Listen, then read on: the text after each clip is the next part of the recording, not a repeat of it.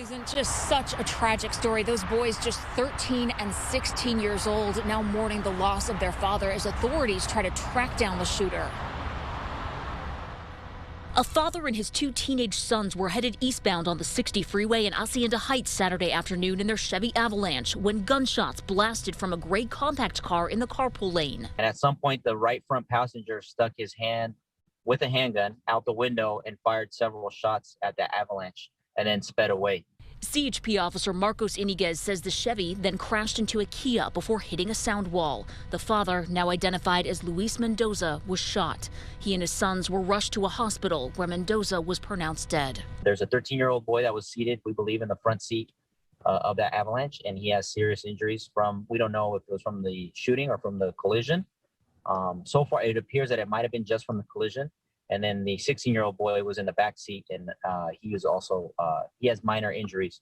All eastbound lanes were closed for hours as investigators worked. Now they're asking for the public's help in tracking down the shooter. And we're hoping that someone saw something else. I mean, I know there are several people that called in to report the collision itself, but now we're hoping that they also saw some type of shooting or something that just did not seem right.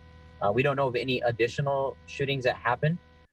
So we don't know if it was a targeted shooting or not, if it was a case of road rage. Officer Iniguez says that cases like this are especially hard on him and his colleagues.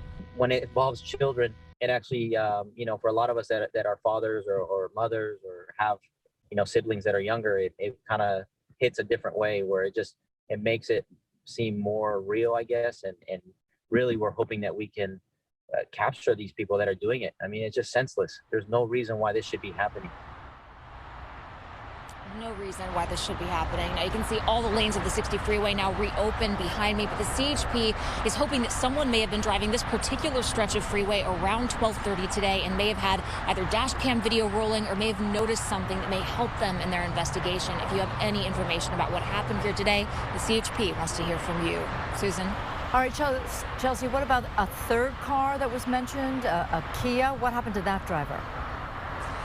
Yeah, no, there's some good news there, Susan. So that third car that the Chevy Avalanche crashed into was a Kia. The woman, solo occupant of that vehicle, she was not hurt. She gave a statement to authorities, is cooperating with this investigation. Her car did have to be towed from the scene, but thankfully she's okay tonight. All right, Chelsea Edwards, thank you very much for your reporting. And yes, dash cam video. Tesla was very critical in capturing and arresting the two people involved with the death of Aiden Leos. Chelsea, thank you.